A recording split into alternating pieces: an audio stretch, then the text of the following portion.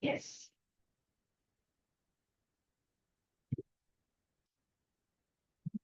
Can I just find out?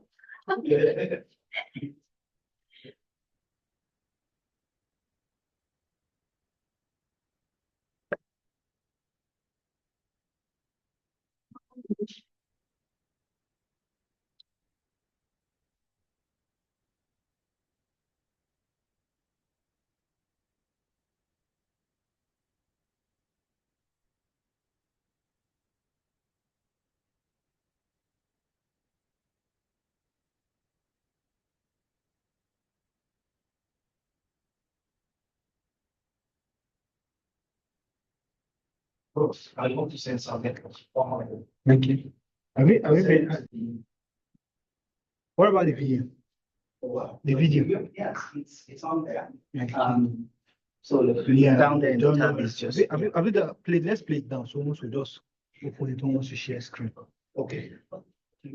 Where's the video? Where did that? It's in this one right here. Yeah. The VLC. Yes. Okay. So it's Yeah, it's working. So yes. the PowerPoint. Who else apart from you? There's no other person presenting. No, there's just one person. His name is Gani. Okay, we will share screen, but there's problem. Then the other two will just be. Yeah. Are you the first speaker? Yeah. You're going to be sharing this. Yeah. Why not extend the screen so that what you have on the projector, right now you're duplicating the screen. Yes. No, if I want to share the screen, I have to press share with the panel. Now you are not sharing screen. You only see what the camera is displaying. Yeah, I know.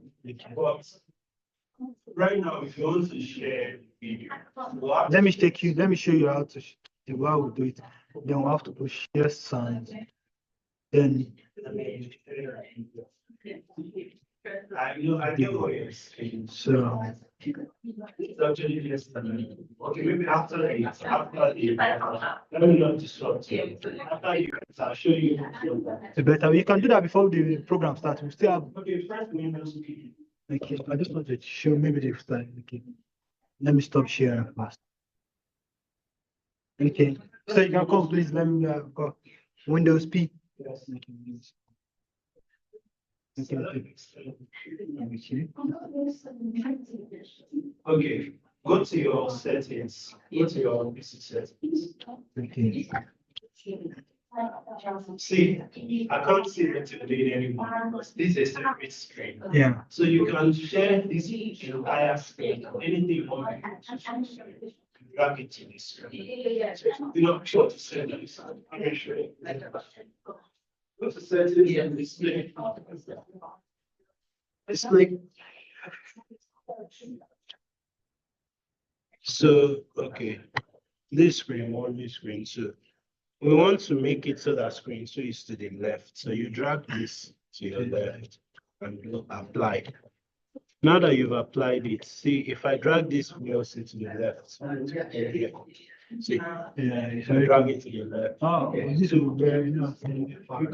You can drag VLC, any other thing you want, like even where's the PowerPoint? Was it PowerPoint I saw the other time? It's not PowerPoint. It's slides. Slide. Google Slides. Their computer will not support all of those things. Yeah. That is, Even There's this, a window there. Yeah. even this,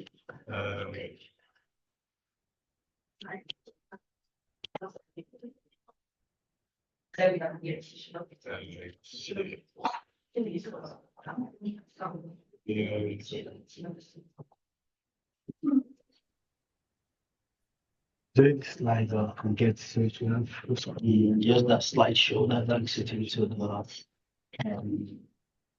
to the full screen. uh-huh. Oh, okay. So the what's it called? So see what's in there. It doesn't want to do this. If you put this here, there, for example, where is the presenter view? So over here, See, I'm changing slide here, but the people will see in so that you don't keep everything. The way you want it, like he doesn't want any other thing to be shown at the background. Like this, look out, like this. Yeah. So Yeah. this you can do full screen. This you can put in full screen. While You can't do that because this. it can be, it's just I'm not. If I had a few moments, because I've not used Google Slides, I'm used to using a desktop, a desktop software. But let me cancel this presenter view. Escape. Yeah. Okay. For him, it's just going to be easier clicking around because Yeah. he will still have to deal with Zoom. Yeah. So that's another Okay. layer We of can- complexity. okay. That's complexity. Yeah. So we can change it back to the duplicated screen since that's what you're used to. Yeah. Yeah. But I For don't example, I don't see why they would have like two different screens and just duplicate them so that everything that is showing on one is showing on the other. Yes. Yeah. This is definitely a flexible projector. Because this is something. Like, you know, old school projectors like that one, you get this close. Like, yeah, it's going to be very wide. the people online. People are online. Yeah. Oh, okay. Dr. Chinga is online. Can he hear you? Hello, Shewa. Hello, sir. Ah, bros. Well done. Oh, Ekushe. Oh, good morning. Yeah, Ekushe. Oh. Yeah, good Okay. morning from here, Ekushe. Yeah. Ekushe Alright. takun takun. Thank you. So, Yeah. I don't know if you can see around. Okay, I'm the only one you can see. But there is Yes. Tolu here. There is Titi. Oh, There's Titi. okay. There's everybody. Hey, And there well done. is- Ah, wow. okay, Nice there to is see Michael. everyone. Yeah. Yeah, great. Great. So, yeah. Wow, this well, is cool. Yeah. Yeah, okay. Can you try if you can share your screen? Can you test that? Okay, let me test that.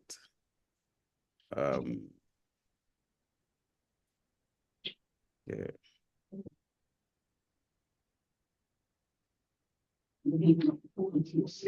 Okay, it's working. Okay. Okay, great. Yeah, so you can stop sharing. Okay. Okay, good. Thank you.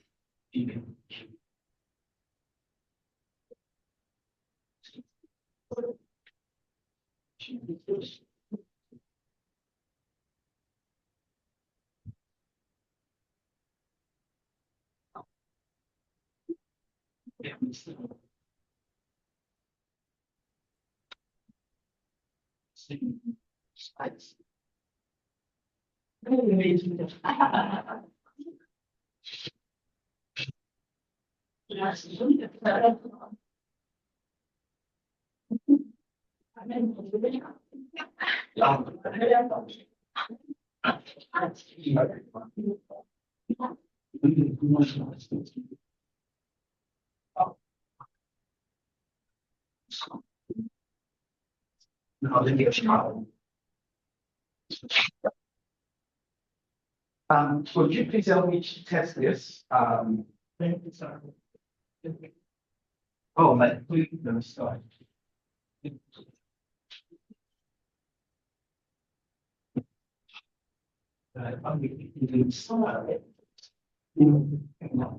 No, just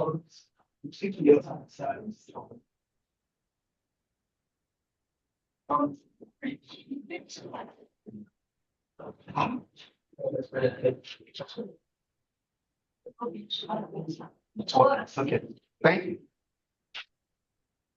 So I want to use that to get responses about the panel and the film. Now it's 3:45. I think we should begin. All right. I want to thank you for joining us on this on this panel.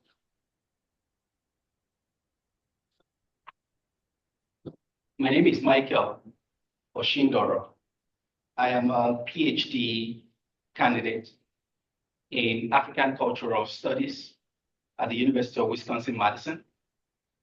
My research looks at the development of animation in Nigeria, in Africa, and I am exploring the relationship between cultural productions like animation and the kinds of questions that concerns us in African studies. Questions like who is the African of the 21st century? Questions of what is African identity, even in this age and beyond. Now, okay, thank you. Now, I want to acknowledge my collaborator, Dr. Ganiyu Jimo, or Dr. Jimga. Dr. Jimga is a scholar, political cartoonist, and a digital artist. His research interest is in Africa's modern and contemporary visual culture with a focus on digital art and animation. Dr. Jimga is an interdisciplinary doctoral fellow in the University of Virginia, where he's undertaking another doctoral research. Dr. Jimga will be responding to Irapada, the film we will watch, and Iwaju, the other film that unfortunately we did not get permission for, so we would not be able to show. But I encourage you to see it if you have the means. Let me also introduce the two guests that we have on the panel today. Omoyefe Majoro is a storyteller. Can Omoyefe just do that?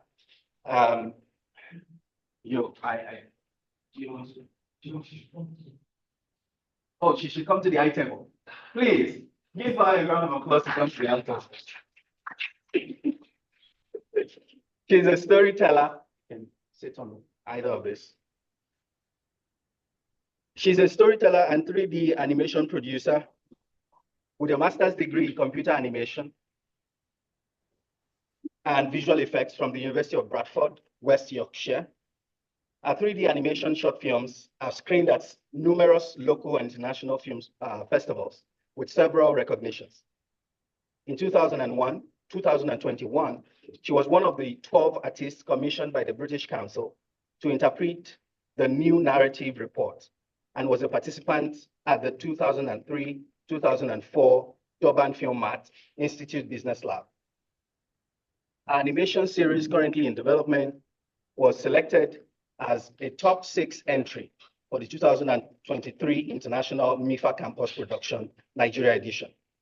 She is the creative director and producer at Black Onyx Studio, an independent production company dedicated to showcasing impactful African stories to a global audience.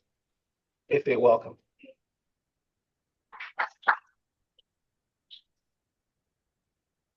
Tolu Olowofoyeku. Tolu is a pioneer in Nigerian visual game, in the Nigerian game industry, and co-founder, president at Kugali Media, the African-based media company formed in 2017, which publishes African comics from across the continent and promotes African storytelling through augmented reality, comics, animation, and games. Drawing on his years of experience across various professional and artistic spaces, his current roles include directing the Kugali narrative roster when he's not making video games. Tolu is the creator of, is the cultural consultant on the project Iwaju. If you have seen Iwaju and you have seen the documentary, then you've met Tolu. And Tolu, you're welcome. So what we hope to do today, and also there is Michael and AJ here. Please welcome Michael. Michael is the namesake, is the director of the film we are about to watch. Omoefe is the producer of that film, but Michael directed it.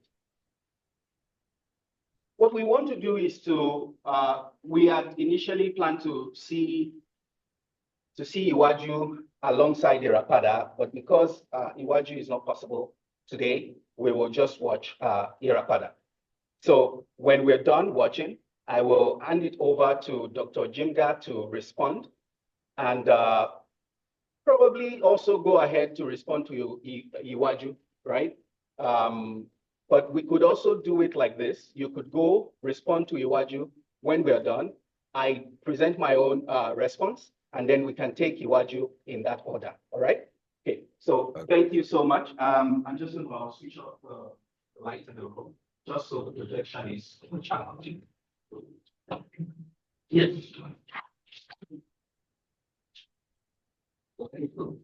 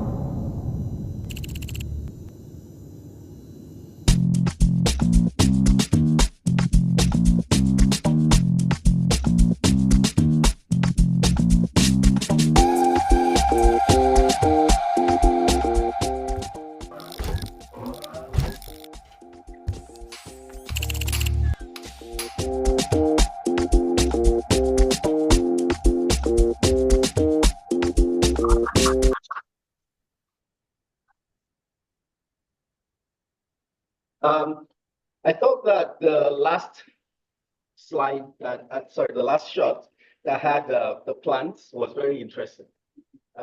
So we could talk about that some more. Dr. Jinga, when you're ready, you can begin your presentation on Irapada. Okay. Okay.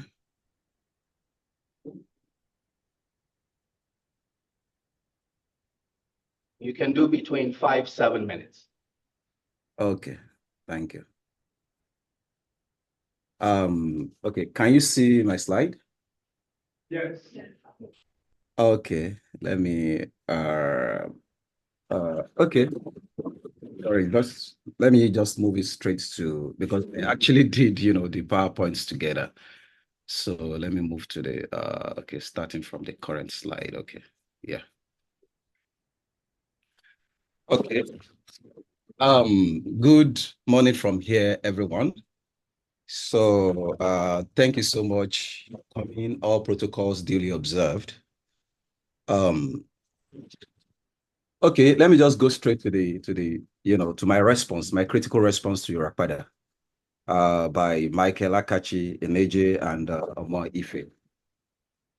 Irapada delves into themes of redemption, cultural heritage, and human spirit. Irapada follows the journey of its protagonist, which is named Adebite. Adebite seems to seek redemption and atonement for past mistakes. The opening scene suggests a narrative structure with previous actions locking in the audience imagination. The structure seems to be deeply rooted in the hero's journey archetype, as outlined by Joseph Campbell in this book, titled The Hero with a Thousand Faces. That was published in 1949. This classic structure involves the hero's departure, initiation, and return, which is evident in Adebite's quest for redemption. Though devoid of dialogue, the animation effectively uses this framework to explore the universal themes of forgiveness, self-discovery, and struggle for personal transformation. The title, Irapada, meaning redemption in Yoruba, not only sets the tone for the film's exploration of moral and ethical dilemmas, but also underscores the universal appeal of these themes. The protagonist's journey is not just a physical one, but also a spiritual and emotional quest, resonating with the audience on multiple levels. It is pertinent to relate the context of redemption to the visual forms which make up the character. Adebite seems to have evolved from the ruins of what looks like a scene after the Third World War, where all life forms were wiped out. Albert Einstein notes that the Fourth World War would be fought with stones and sticks because the Third World War would have returned existence to the Stone Age. As the characters' body parts are made of found objects, which, like pipes, wood, iron rods, and so on. This animation visualizes an apocalyptic thing brought by human greed and excesses. There's a need for Irapada, that is redemption, from all vices for the continuity of life in this, world. While this conceptual animation may not incorporate culturally specific aesthetics elements beyond the title, I believe, and in my opinion, it is contextual underpinnings of atonement are deeply rooted in the African ideology of self-restoration, fostering a strong sense of cultural connection with the audience. So I believe that the use of found objects, which we call in artists, it's called found objects, which have resulted from the ruins of the World War, is actually speaking a lot to what we are experiencing in the current reality. So that's my, short response to the film. Thank you.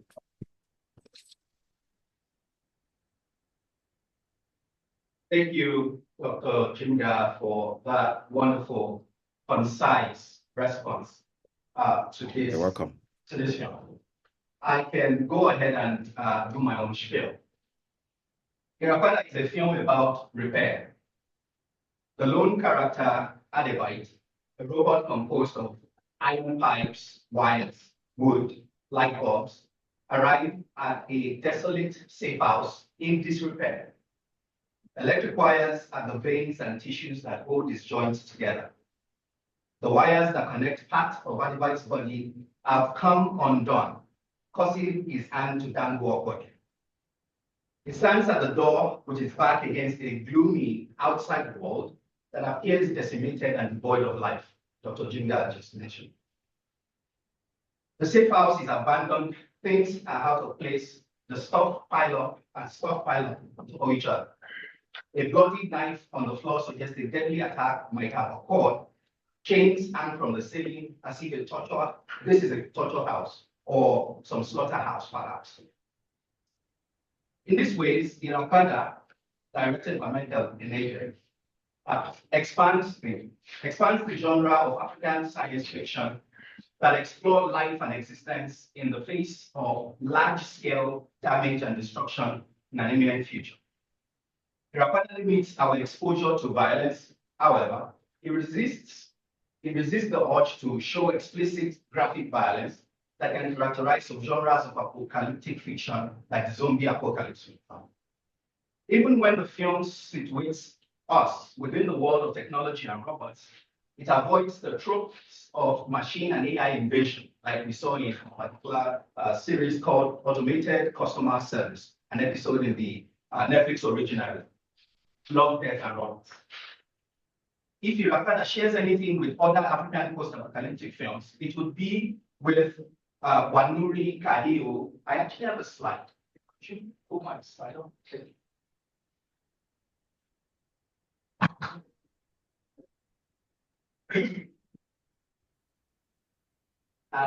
Right there.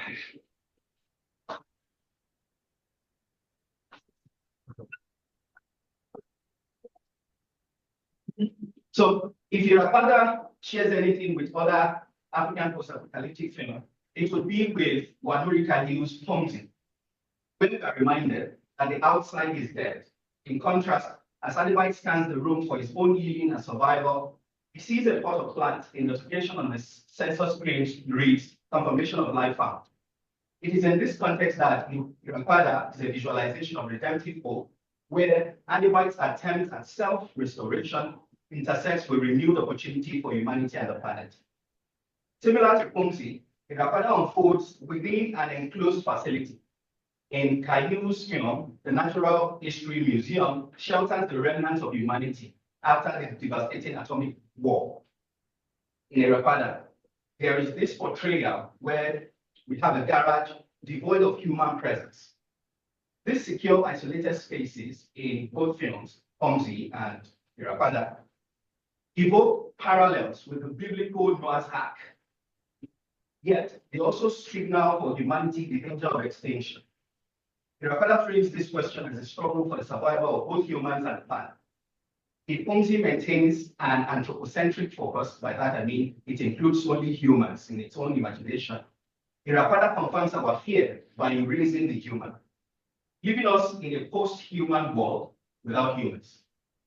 The only humans we see in the film are relics of the past. We see archival footage of a world war on one television screen and the detonation of the atomic weapon on another. The film places these images of humanity's self-destruction beside symbols and iconographies of resistance. Scribblings like Sorosoke, the Pan-African Black Panther resistant face, the slogans such as "In God We Trust," that seek the value, sustenance, and regeneration of life. As such, this animation examines issues of environmental concern and the question of humanity and the post-human, with an overall message of social and climate justice.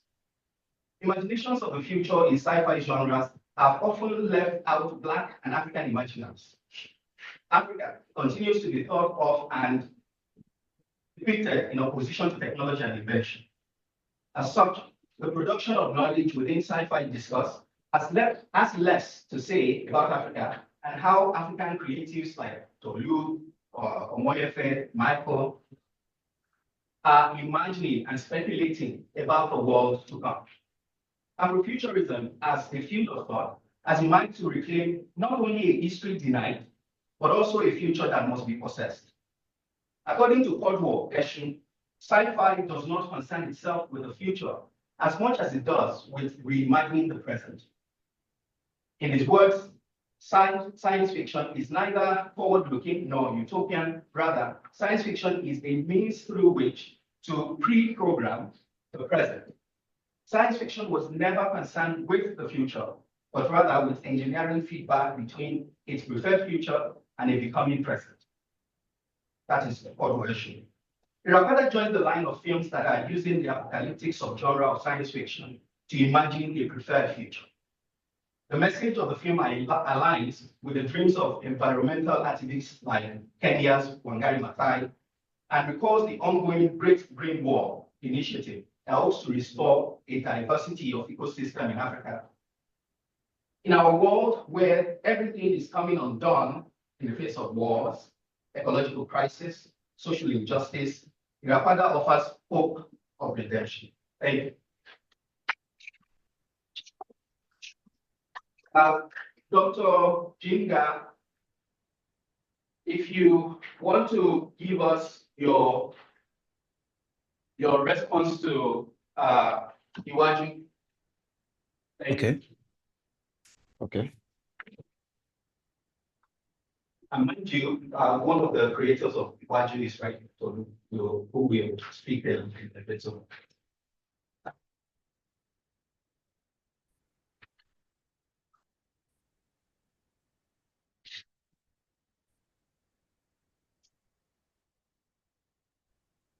Hello? Yes, we are here. Okay. uh,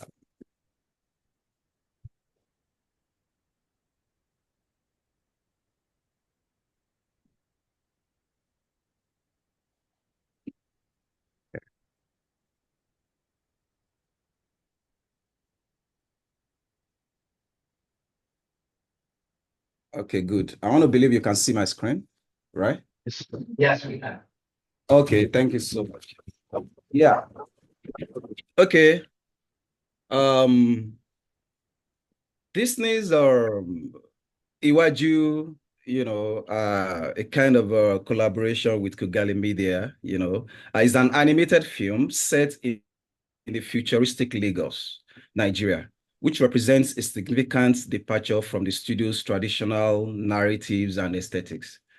Well, as Michael said, the plan was to actually stream the animation, but since that is not possible now, I would encourage the audience to make sure to see that animation. It's very, very interesting.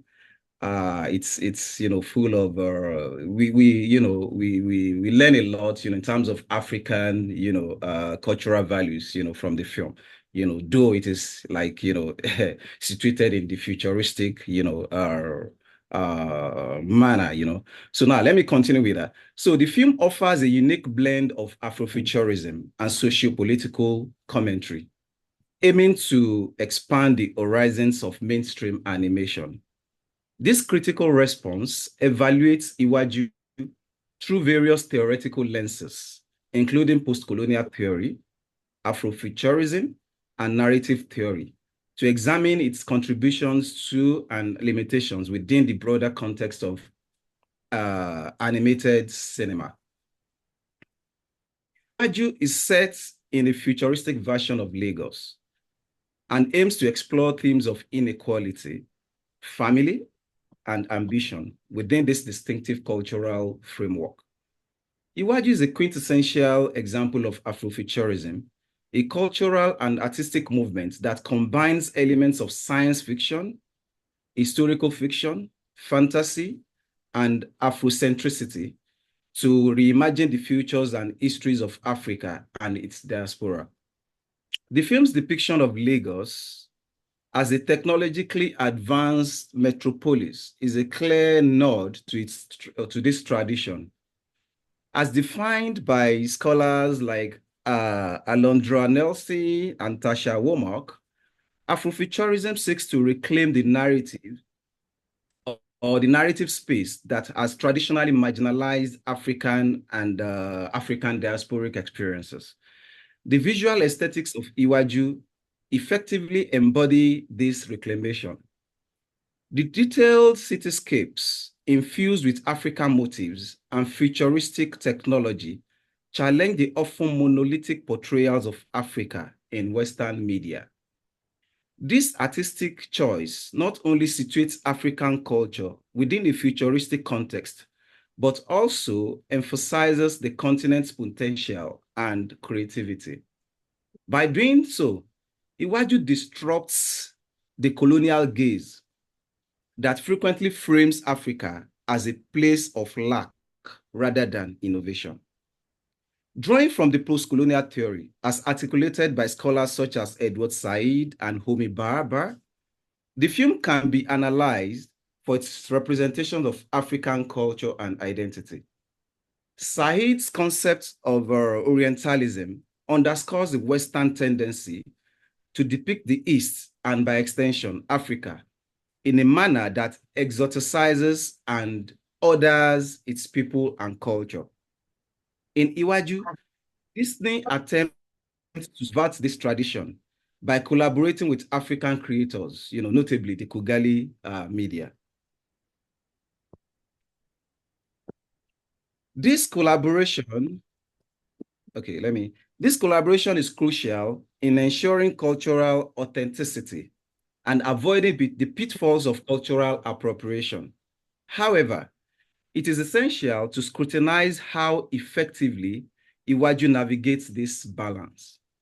Does the film genuinely reflect the complexities and nuances of Nigerian society, or does it fall into the trap of presenting a sanitized, palatable version of African culture for Western audiences?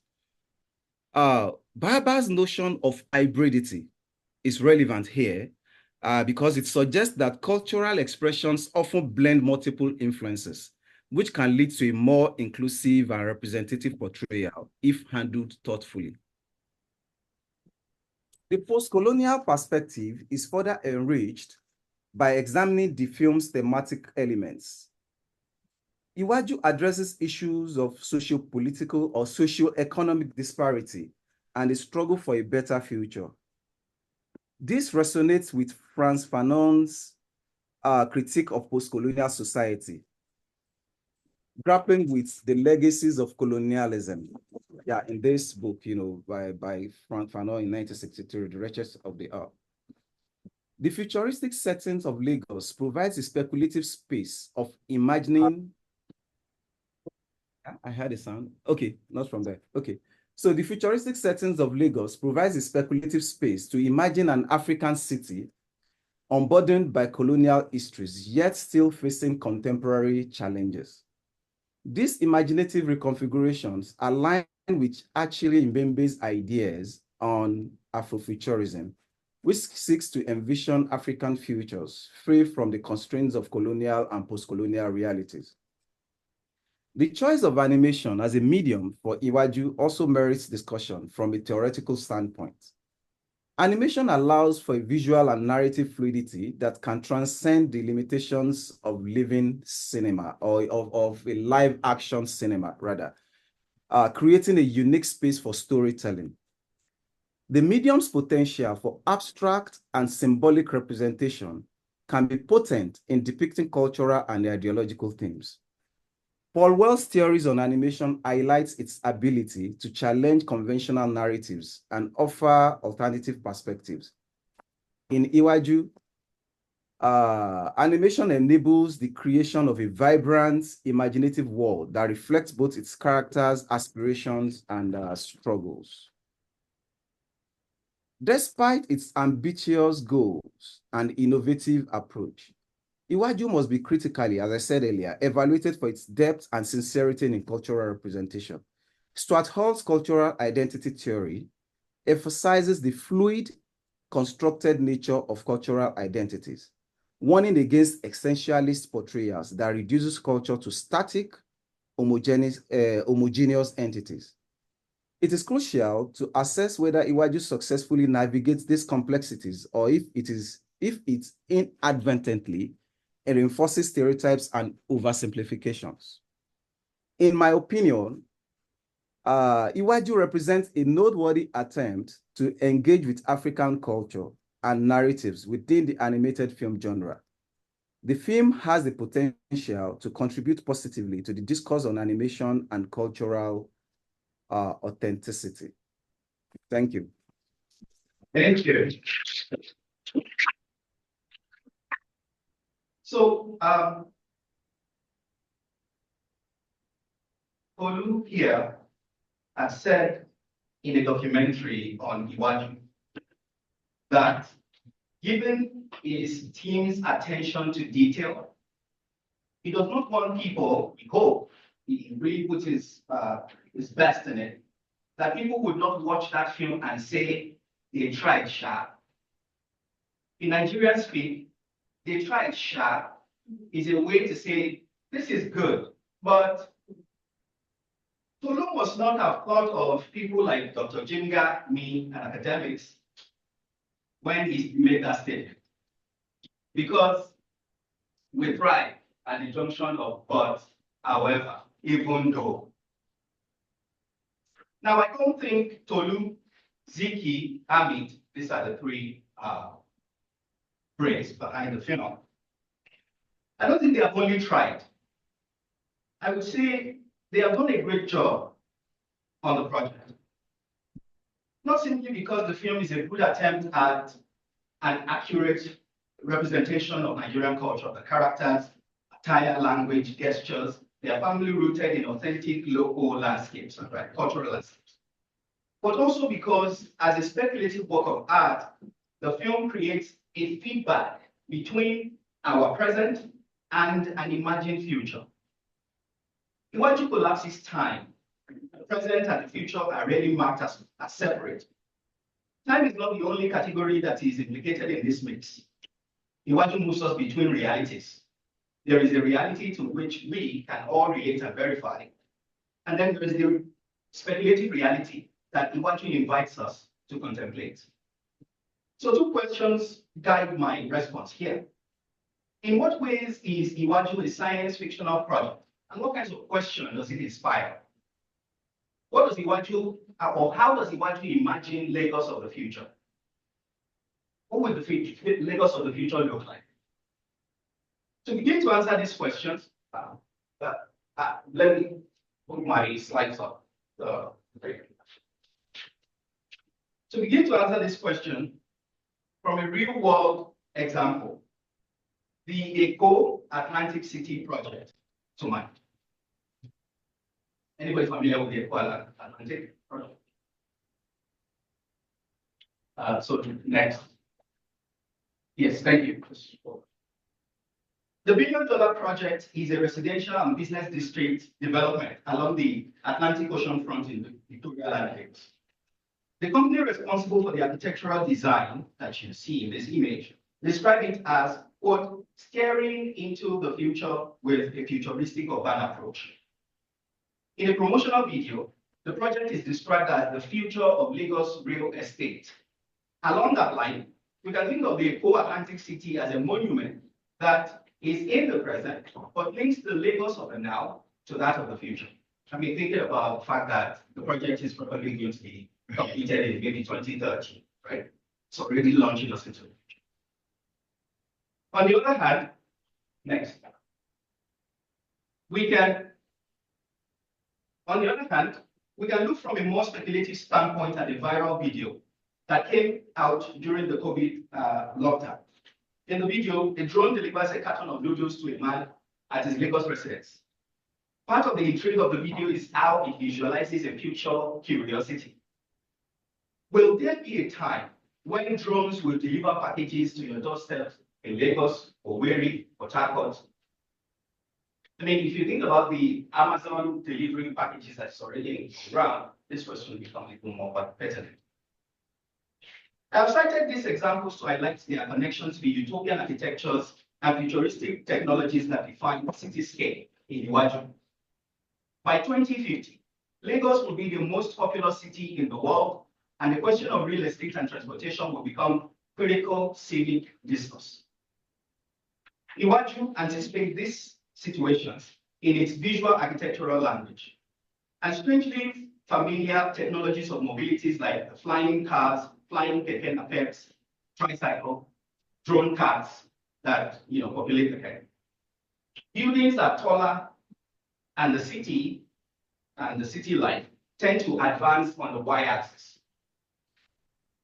So beyond the fascinating characters, lively color keys that set the emotional tone of the story, and the culturally situated items that we relate to, the agbada, the puff-puff, the zobo, what can we learn from how the visual world in Iwaju is built and executed? The Ugandan artist and production designer of Iwaju, Amid Ibrahim, states in an interview that we didn't take on tropes of science fiction for the sake of incorporating flying cars into the narrative. My question, are the flying cars and tricycles we see in that series an imagined response to the notorious traffic of Lagos? In imagining active alternative futures to the inconveniences of the present, Iwaju becomes a conscious speculation, a fiction that co-opts the real. Samuel Delany has distinguished between realism, fantasy, science fiction. For Delany, while realism deals with what could have happened, fantasy with what could not have happened, sci-fi describes what has not happened yet. What Ugandan media and Disney have done is to situate us within the third category of evoking in our minds what is yet to be. What it may not be, because it is. If we think in terms of that African future probability, then the social and infrastructural divides etched into the visual narratives in Iwaju will become codes with which we can deeply appraise the politics of space, class, gender, and other factors that structure our post-colonial existence. Thank you. So thank you so much for listening, and thank you, Dr. Junga, for that wonderful, those wonderful responses. Now, I want to turn it over to the two artists here. We have Rambo. It is your turn to fire back. Please, Omoyele. You can say. Wow. I think this is my time I'm getting such a detailed view about any of the films we've made. That's not my job this week, but it's really detailed. Some things that we sort of overlooked were even brought up here, because going back to how we conceived the idea, we really wanted to put out a film for festivals, but at the same time, we wanted a strong message. So we decided to go the experimental route. We called the film an experimental short film, so as much as we wanted to tell an evolutionary story, we also wanted it to be something relatable to, okay, this is what we're facing now. And if we are not careful, this is where we'll be headed. Because right now, most times we as humans, it's very common now that we're losing our empathy. We tend not to see beyond ourselves. Taking back to when we did the election in Nigeria, to the NSAS movement, to having some tribal crisis just because I'm not from your town, or even going to the international wars between countries. We really wanted to tell a story that will make us see that if we're not careful, these things we've created as robots will end up teaching us how to be empathetic. So that was the idea behind Irapada, where we were telling stories of, okay, but through the eyes of the robot Adebite, where we would show this is a tool or an object which is meant to build, but we as humans, over time, we find a way of converting what is meant to build and use it as a weapon of destruction. So from him taking the stone to repent himself, and then that stone got converted to a dagger, which was used in the war, then him picking up the rod to fix his leg, and then that rod turning into a spear, a sword, then weapons evolved, and then went to gun battle, atomic war. And we could see that he got overwhelmed due to the continuous violence and how it became, we were increasing the stakes, like from Stone Age to Atomic Age, and we could see it in his eyes, like that fear of, oh wow, this is, and seeing it from a robot's perspective. Come on, we as humans, the robot should teach us a lesson. So, and then he finally sees a plant which is half dead, but because that's the only source of life he's seen, he decides to take it in and cater for it. And with time, we could see he ended up building, like getting so many plants. So he is the one that starts the restoration journey. So in turn, teaching us now that we need to start being careful from now, or else this is where we're heading.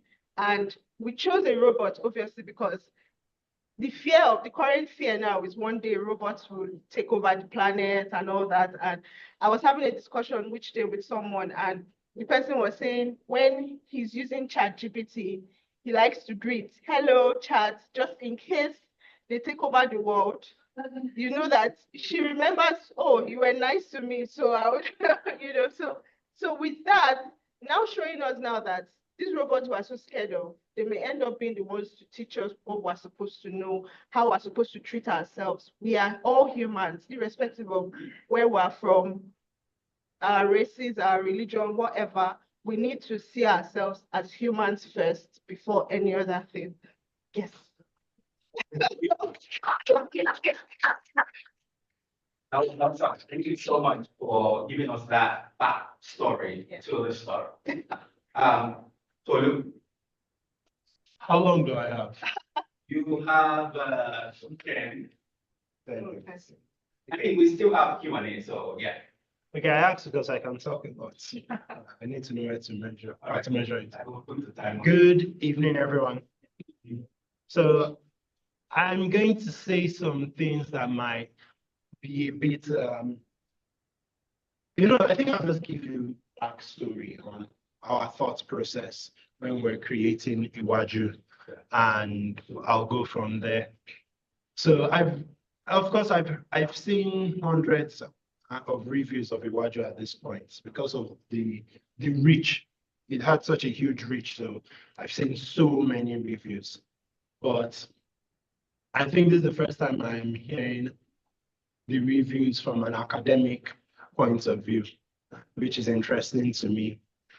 And I would say, let me just start with, if we look at it as an academic, or from the academic point of view, and what are the lessons learned, or what's the message and all those things, I'll just tell you now, as part of the creative team, the lessons, the morals, all those things are like, for me, they're the icing on the cake. They are bonus content.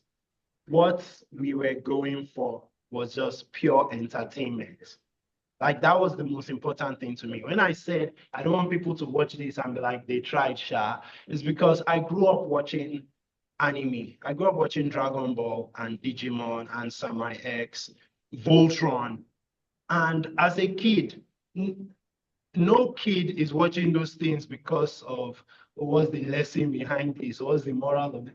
You're watching it for entertainment value. And when you see a giant robot fighting a giant monster, you're like, oh my God, this is awesome. That is what I was going for. So I wanted anyone who watched it to first be entertained, and I wanted people's minds to be blown. I wanted them to feel like, this is amazing. That was the most important thing to us when we were creating it. It had to look amazing, sound amazing.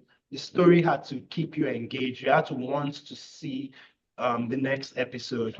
And if we failed at that, but then we, did all the other things right, had one very important story to tell. For me, I wouldn't have felt fulfilled. I wouldn't have felt like we delivered. So that was the first important thing for us. It was just let it be entertaining, which is that's the first thing I'll say. The second thing I'll say is with the genre, we've been labeled as Afrofuturism a lot, and I understand why. I understand why people label us. You've taken me out of the frame, sir. So I understand why people label us as Afrofuturism, but if you check, you'll never see any statements from Disney or Kugali that calls Iwaju Afrofuturism. And that is very deliberate. I was very aware that even if we don't call it Afrofuturism, people will still do that. So I was like, I'm not going to add to that. And my reason is very simple. When I started doing what I'm doing now, when we started this journey, I wasn't even aware of Afrofuturism. I've had the privilege of being a Nigerian who grew up in Nigeria, schooled in Nigeria, still lives in Nigeria, and was also fortunate to be in the upper class of society, meaning I was sheltered from some of the harsher aspects of being in Nigeria. What that did for me is it made me completely ignorant of certain things that happen in other parts of the world until I needed to engage with those things. So for example, I was not aware of races or the fact that I was Black until I was 25, because that was the first time I started interacting with the American international community. So when I started hearing phrases like colored people, I was so confused. What's a colored person? Like, so now the reason I say all this is that while Afrofuturism is a necessary genre and tool for certain people, especially people of African descent who grew up in the Western world, it is not my reality. And I feel like if I used their term, I would be co-opting something that belongs to them because it is marketable and I want to use it to market my creation. But that would not be genuine.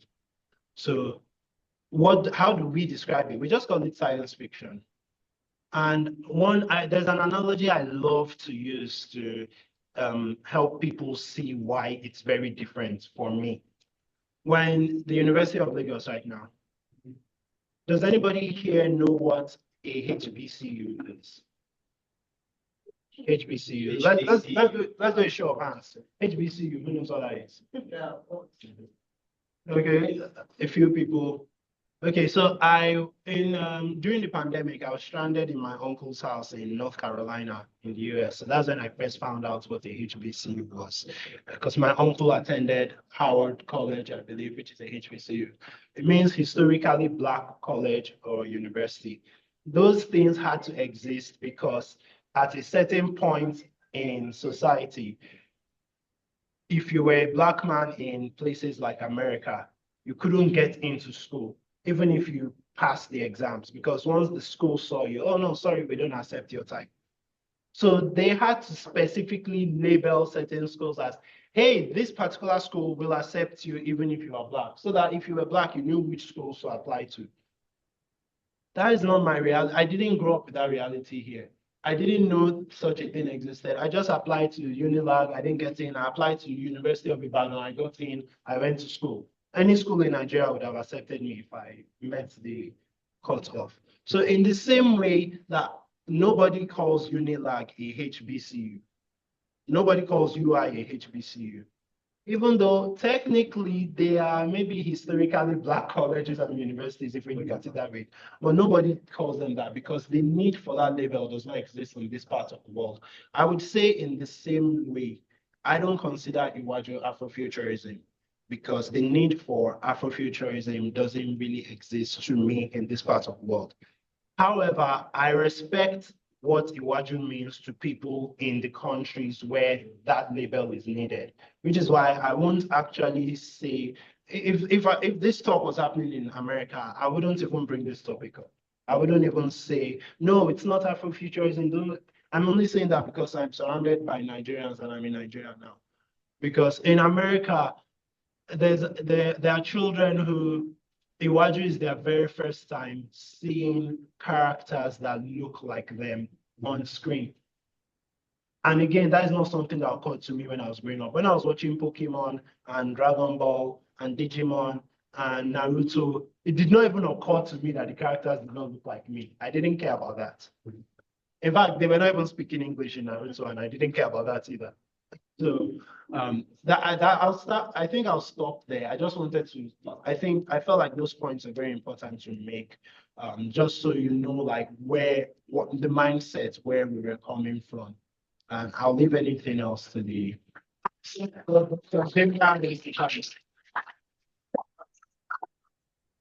Thank you so much for your generous contexts, corrections, opinions, right? I thought of this kind of gathering, very intimate, it's in a small space. And then there is the virtual room as well. I thought of it as an avenue to engage with these artists. I want to open it up to you here seated and those of you online to engage with Omoyefe on Rabada and Tolu on Iwaju. If you have immediate questions, we'll take them.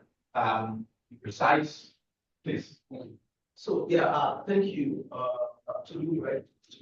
Thank you very much for the explanation. I think it's really important that is how. But I think it's also part of what happens when the artists, put themselves in society.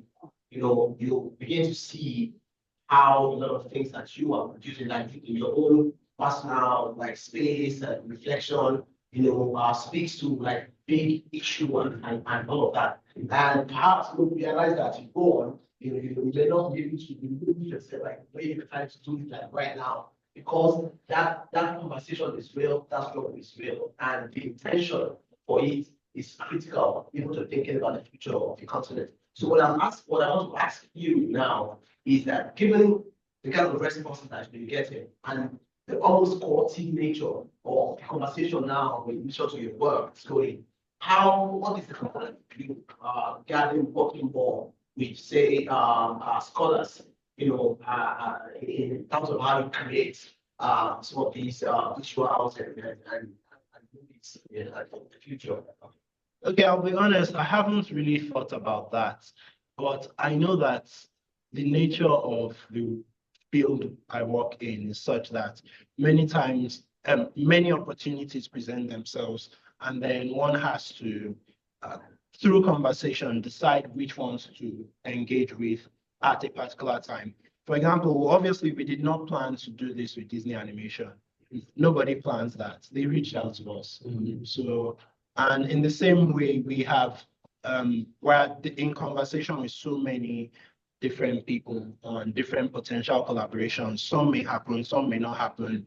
We have had collaborations that started, but we couldn't follow through for one reason or the other, either on our part or on the part of the other person.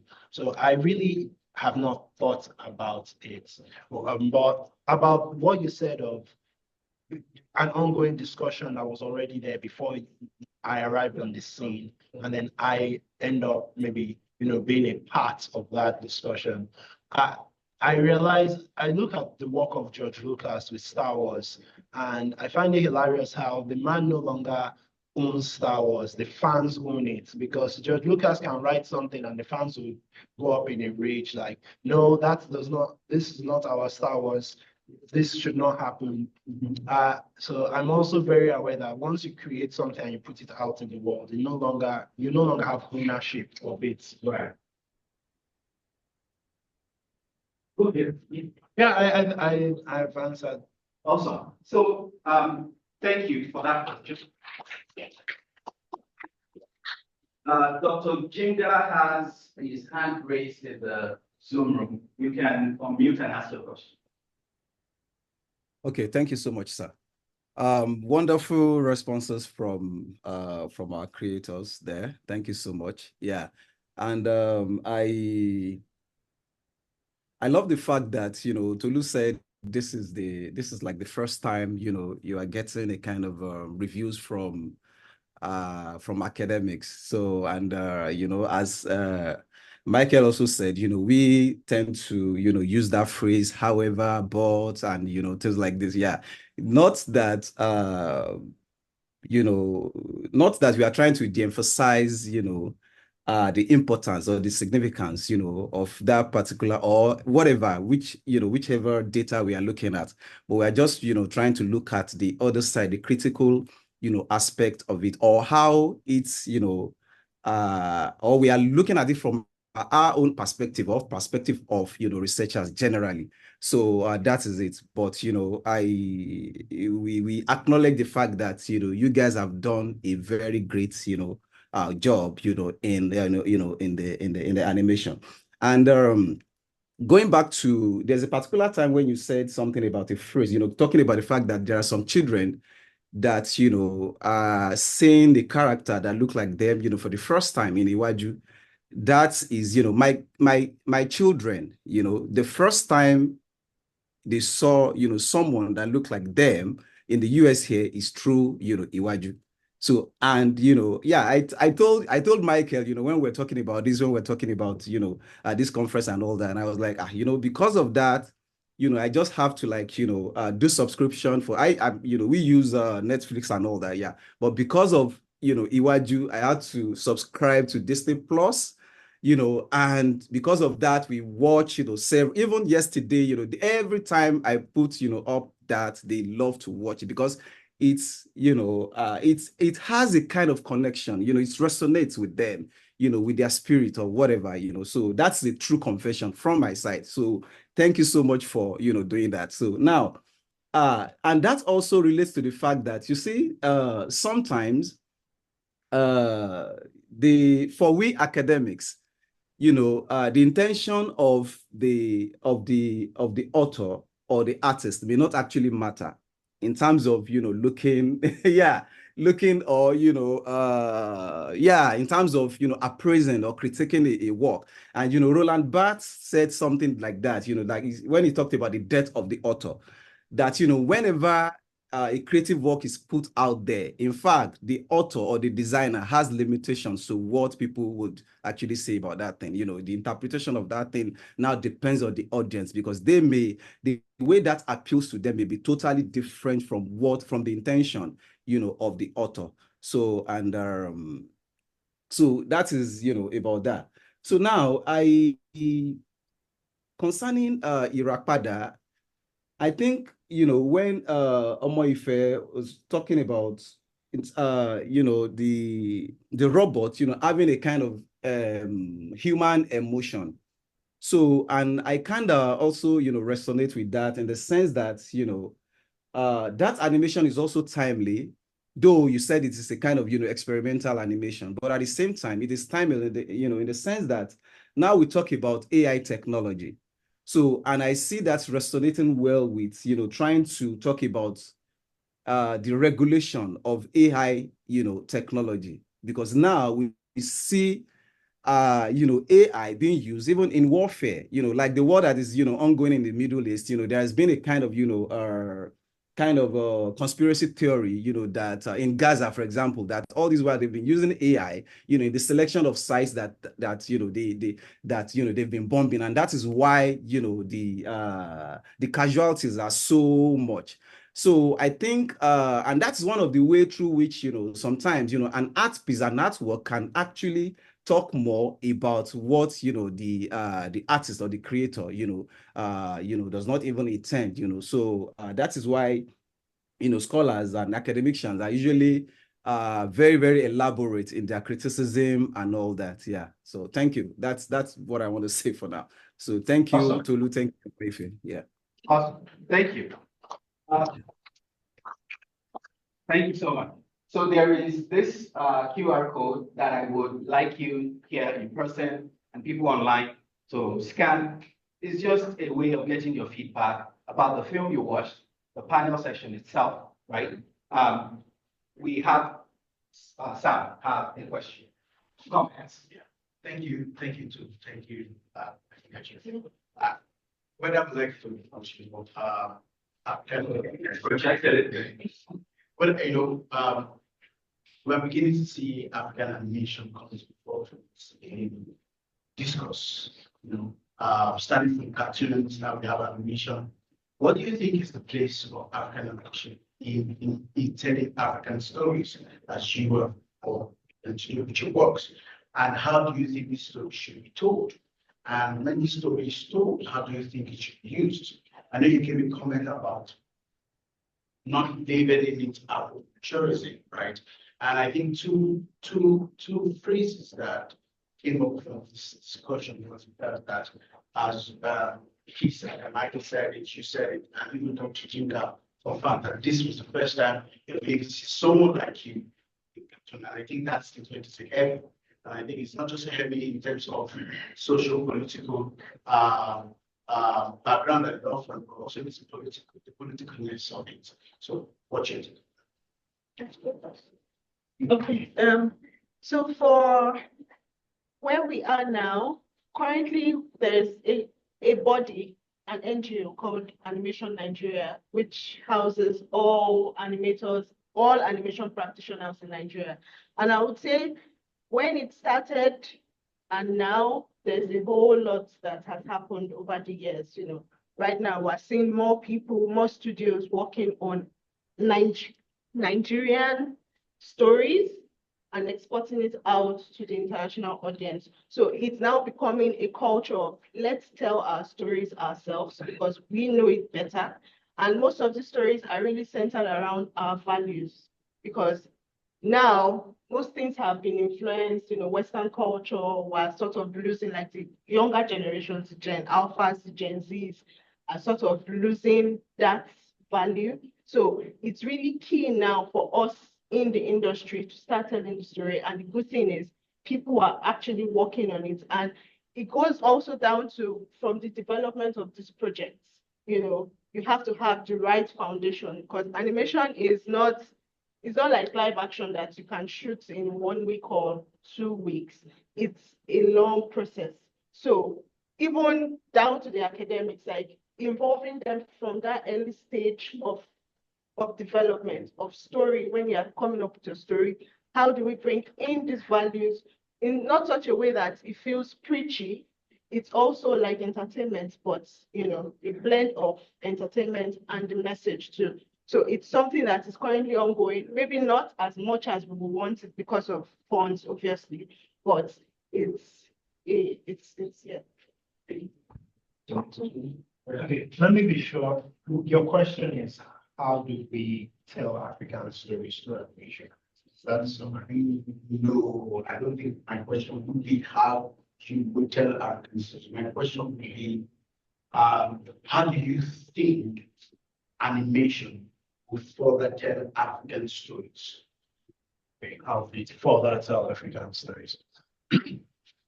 Okay, I think for one thing, you have to lean into the strength of a medium. Every medium has its own strength. Anyone who reads novels and watches movies knows that while the film or cinema version may be more exciting in the short term, 2 hours, 3 hours, you're done with it. The book takes you maybe 2 to 3 weeks to finish. You get a lot more detail from the book. Even though you don't see any pictures, you picture everything yourself. But most people who do both find the book experience superior. But it's harder to share that experience because you probably don't have as many people around you who you can convince to read the book. But if you want to show people the movie, you can probably easily convince your whole family to see it. So every medium has its strength. Now for animation, so I think you mentioned earlier that one of the strengths of animation is the fact that it's not limited by what you can achieve in live action. You can go more imaginative. I think one of the other strengths of animation is it's just more, it leans more to just pure entertainment value. So you hardly see someone do a documentary in animated form. Yes, they may use animation for certain bits of the documentary, but usually if it's a documentary, it's going to be live action. Or if it's fantasy, science fiction, or something very ridiculous, talking animals, you're going to go to animation, right? So that being said, I think if you want to tell Africans or how animation can help tell African stories better is if you have a pot of different stories, you select the ones that are more ridiculous, more ludicrous, more unrealistic. Those are the ones you funnel towards animation. We shouldn't try to tell every type of story in every medium. So I'll give you an example. I think most people here would know, let's say, Ninja Turtles. What are the American values in Ninja Turtles? It's talking mutant turtles. Ninjas, for one thing, ninjas are Japanese. For another thing, but I will tell you the first time I heard of pizza was from Ninja Turtles, because when I was a kid, I don't think I had pizza in Nigeria yet before I had seen it in Ninja Turtles. So I don't think the goal of Ninja Turtles was to showcase pizza, which by the way is Italian. But that's why I first saw pizza. If I do an animation set in Nigeria, somebody is going to see a bar for the first time in their life in that animation, somebody that is not from Nigeria. Even though that was not my goal, I was not trying to preach about it. My animation might have, I don't know, dogs fighting cats and all of them can talk. I don't think everything has to be just like yours. Irapada, we don't see any native attire. We don't hear any Yoruba. There's nothing about it that just says, hey, look, I'm an African animation. It doesn't always have to be on the sleeve. I've been mentioning examples of things I watched as a kid, and Digimon was one of my favorites. Half of the cast is, in fact, 90% of the cast is fictional creatures. So you're hardly seeing human beings in the first place. Even though the few human beings you see are Japanese, yes. But in the same way, I feel like an African creator, if the medium is animation, you should be able to tell us a story where a group of kids are in outer space, going from planet to planet, meeting the locals in those planets. It doesn't necessarily have to feel like, oh, what we're pushing is African culture. If you're authentic, that will come as part of the package. So I think the way animation can help tell African stories is just the more visually stunning, the more ridiculous stories that would not really look good or make sense in live action. Those are the stories we should tell through animation. Thank you. I really like when Tolu mentioned that the production does not need to pronounce itself as African, right? I like, okay. If I could get a glimpse of Michael. So there's Michael here, so you have to say something. So Michael is the director of Irapada, and I'm going to also direct that question. So Michael just got back from France, yeah, and I see, yeah, okay, and Molefe and Esther, everybody must see beside Michael. So could you tell us in a few words your experience on this project, some challenges, what you're most proud of about this project? Okay. So I noticed that everyone has been cultural and the message side of things. For me, the most challenging things were more technical, processing things and the limitations, the experiences, the fun we had creating it and challenges we had creating it. So yes, we wanted to tell a very deep story. We wanted to pass a very deep message. But we also wanted it to be a high quality. So we went for what gave us something of best at the same time, save time.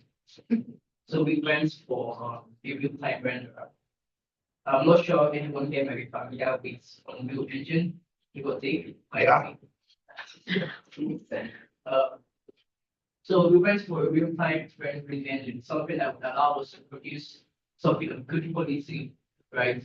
With the minimal amount of time possible. Sadly, what we expected was more big ones. We were thinking, okay, we'll be able to render some shots in like 1 day. 1 day to 3 weeks. We were hoping I could do it on one computer, 1 week that was in three. And there was the power shortage issue. There was shortage of okay, how many people we get on the project and how we get to festivals on time because we need to ship it to festivals on time. So those were like take out and yourself, we had faith and so yeah, I think Awesome. Thank you. Thank you. Kevin, what are some of the intrigues, challenges working on your projects? Okay, I think for Iwaju, our biggest challenge was just the size of the team and how many locations the team was scattered in. So it was mostly 3 companies, Disney Animation, Kugali, and Cinesight. And that's because Kugali did not have the manpower to do the actual animation at that quality, the quality you get from a Disney. So, do all the rigging, rendering, modeling, storyboards, animation. We didn't have the manpower. And Disney, while they have the manpower, Iwaju was not part of their plan.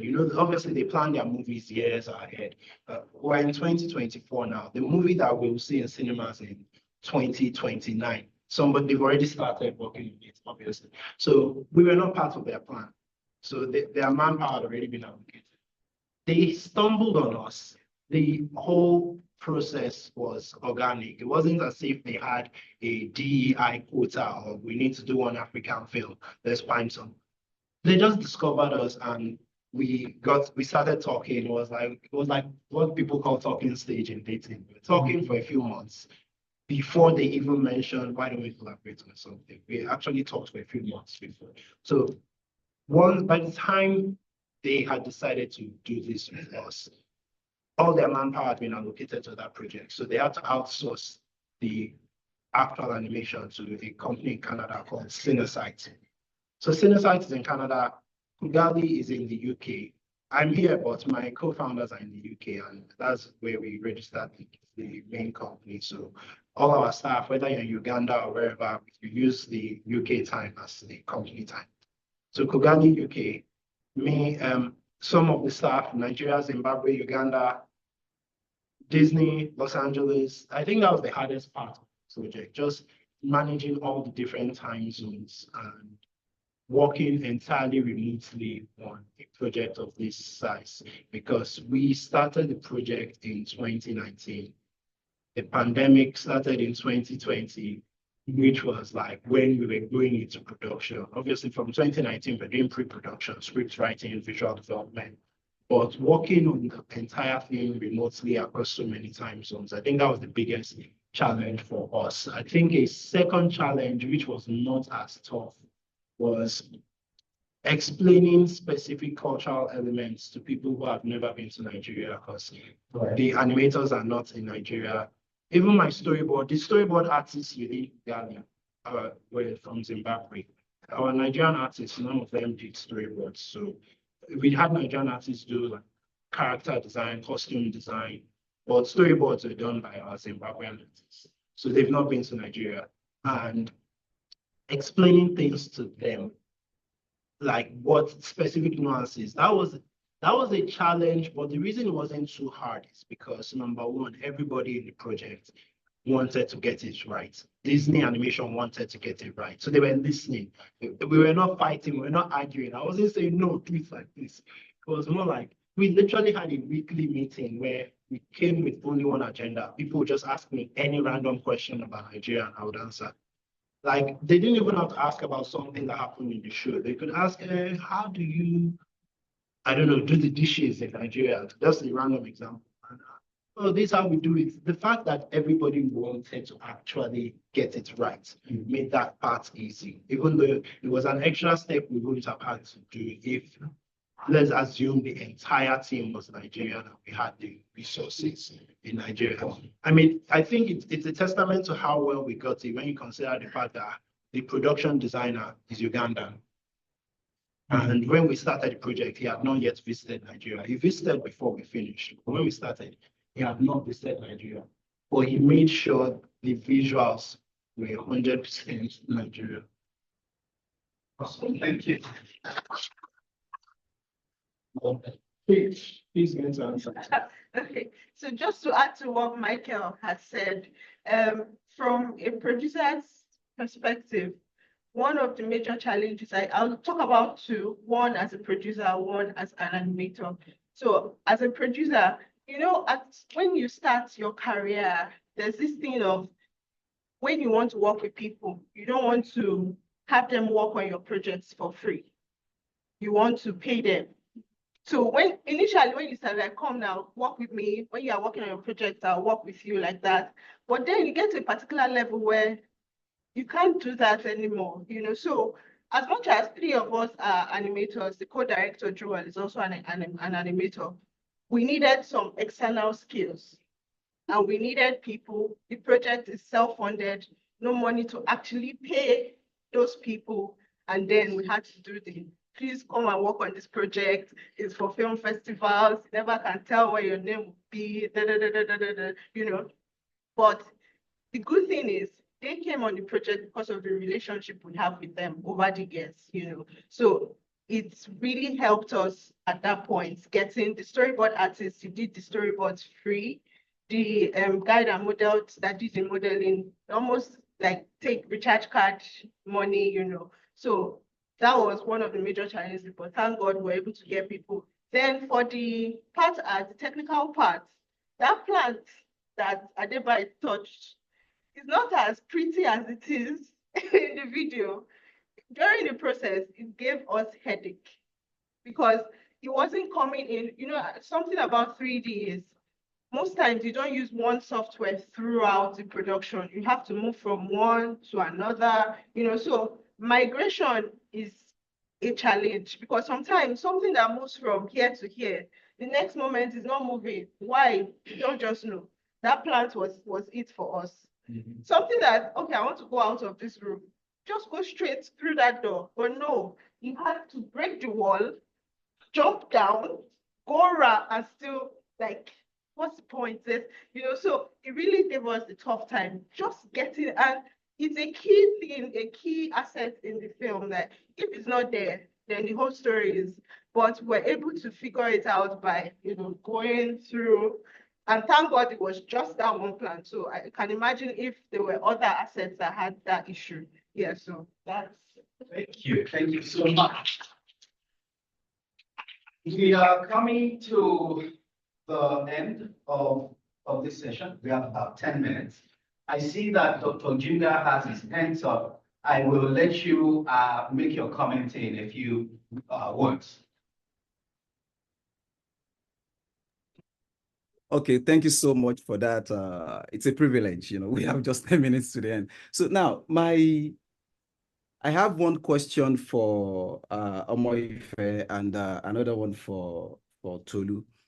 The question for Irapada is why the choice of that particular title, Irapada, and the audience, like, you know, which audience do you guys have in mind when creating that particular animation? And the same thing also goes to Tolu. You know, yeah, I understand that, you know, in the beginning, you talked about the fact that the intention was to actually create something for entertainment. So, but at the same time, I was, you know, wondering if at that particular period in time, you had particular audience in mind. And this audience, are they Nigerian audience or African, you know, the African diaspora? So that's to, you know, that's to Tolu. So now, if the audience is like, you know, if you had the intention of creating a kind of Nigerian audience, do you think collaborating with Disney is actually challenging in getting this movie across to the Nigerian audience, which you've actually, you know, had the intention of creating it for? So that's for Iwaju. Yeah, thank you so much. Thank you. So for Irapada, why Irapada? I think the simple answer is we have a thing with names, native names, Nigerian names. Like most times when we create short films, or I always try to look for names that are Nigerian. You know, it could be an Yoruba name or a Yoruba name, and then have the meaning in English. You know, it's just a thing. I feel it has a deeper meaning, and also it's a way of teaching other people that particular word in that language, because they don't have a choice than to pronounce it the way it's supposed. Because if it's just written redemption, then it's just for, if it's Irapada, there's more questions like what does it mean? What tribe is it? So you are indirectly teaching them your culture. Then for the second question, the target audience is mostly for teens and young adults and adults too.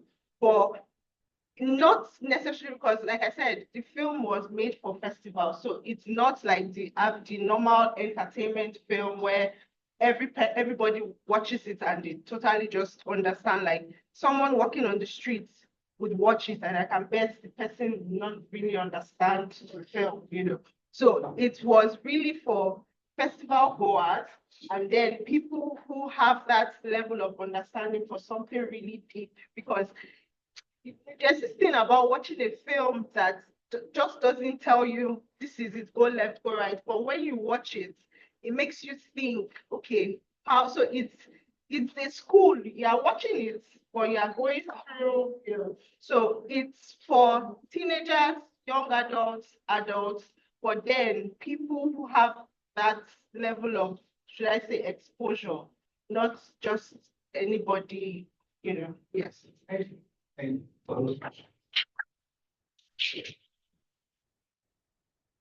Okay, so for us, the target, okay, why we named it Iwaju, let me start with that. I didn't name it. My co-founder, Fikayo, aka Ziki, he named it. And that was at pitch level. We pitched 3 stories. And we picked 3 stories to Disney. And I was actually hoping to pick Iwaju because that was set in Lagos. And I was like, wow, if they pick this one, we'll get to show people a lot of things about Lagos. But we also had a fantasy story set in like ancient Africa, to think something more like Lord of the Rings or whatnot. So we had one with where all the characters are animals. So, but he named it Iwaju because he wanted a word that represented the future. And we knew we couldn't name a show for the international audience or Joy Iwaju. It would be too long. Before you start explaining the name of your show, you've already lost the audience. So we just shortened it. Instead of Joy Iwaju, we just said Iwaju. And then the target audience was meant to be teenage. We wanted to aim for teenagers. I mean, let's say the audience that would watch things like Avatar: The Last Airbender. But unfortunately, or fortunately, depending on how you see it, we had to age it down eventually because we started this conversation with Disney Animation. And Disney Animation at the time, I think when we started this, their most recent movie was Raya and the Last Dragon. And Raya, if you watch it, it skews a bit older than most of the Disney animation movies. So we're like something like that. We know it's not M-rated, it's not for adults, but we want something close to the adult age. But then once Disney Plus came into the picture and Disney Plus was going to, you know, foot the bill and then market this on their platform, because it wasn't going to cinemas, it's not a movie, it's a series. Disney Plus was like all ages, 3 upwards should be able to watch it. So we're like, we've already written a kidnapping story. We've already started the whole thing. Now we have to make it such that a 3-5-year-old watch it without being traumatized, which is why we had to tone down some of the more violent scenes. So there are things when an adult watches it, they get the full impact. When a child watches it, they are not traumatized. Was that the only question? Why we named it target audience? yeah, absolutely. Thank you. Thank you so much. One of the issues and questions around Iwaju is Azimoto. Animation productions that are recently coming out of Africa is that of access. that these films are made for us, but we don't have access to them. I don't know, I don't have a theory or a strong opinion about this, but it's something we want to do to just put out there.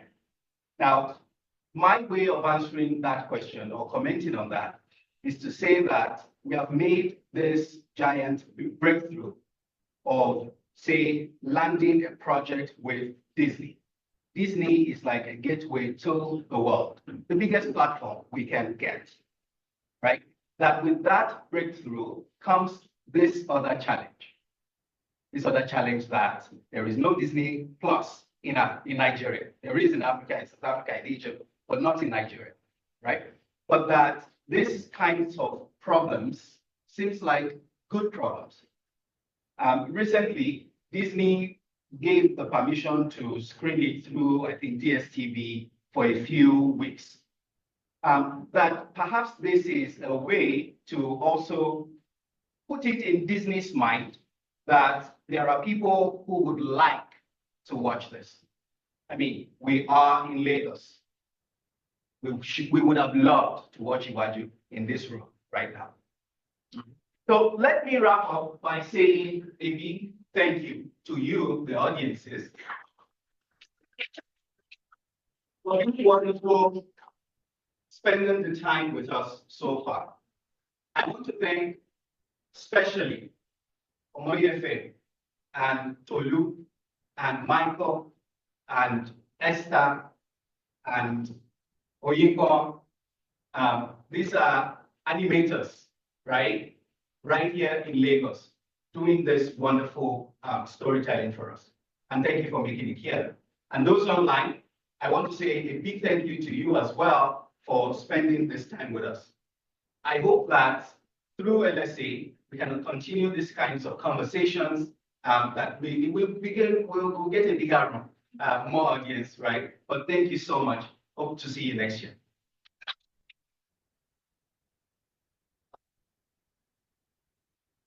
So please, if you haven't, this is a QR code that just wants to get your opinion, comments on the film you watched, the conversations we've had. Thank you. All right, so we're good. Thank you so much for coming.